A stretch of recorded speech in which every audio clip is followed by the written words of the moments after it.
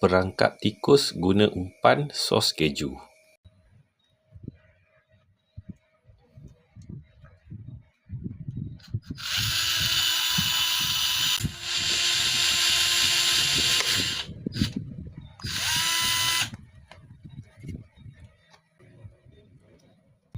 Okey, besarkan lubang sikit.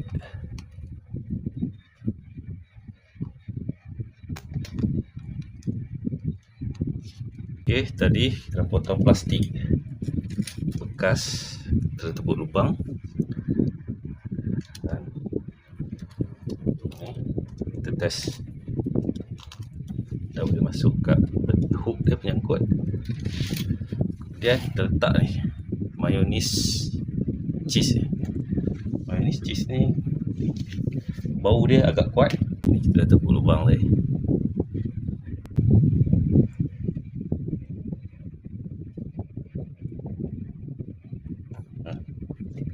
Ni pun dah banyak ni.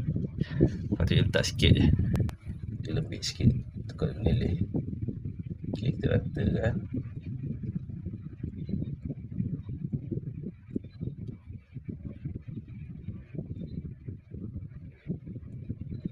Okey, lepas tu pasang balik.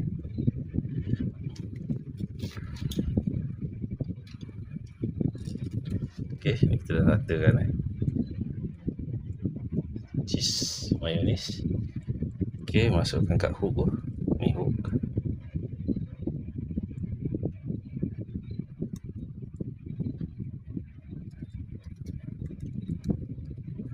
Okey, macam tu. Okey, nanti kita letak kat lokasi dapur.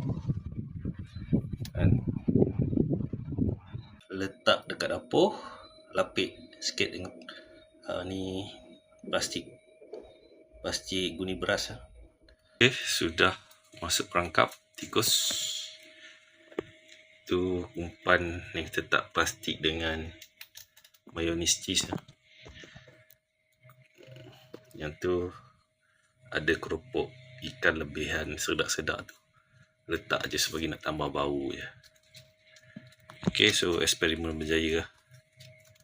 Letak plastik dekat hook dia. So letak cheese. Nanti dia gigit, dia tarik. Perangkap ni akan tutup lah. Satu lagi tips masa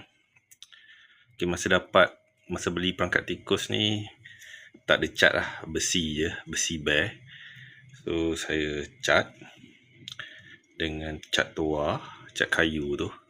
Dia lekat lebih kuat lah daripada cat besi. Kemudian untuk elakkan tikus gigit, nanti dia punya cat akan terkeluar, dia gigit. So masa cat tu saya letak serbuk cili dengan letak cili padi, campur dengan cat, lepas tu baru cat.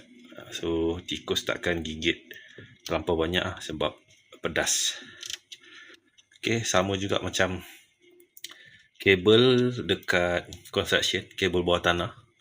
So outer shade kabel tu, spek dia anti termite dan anti rodent.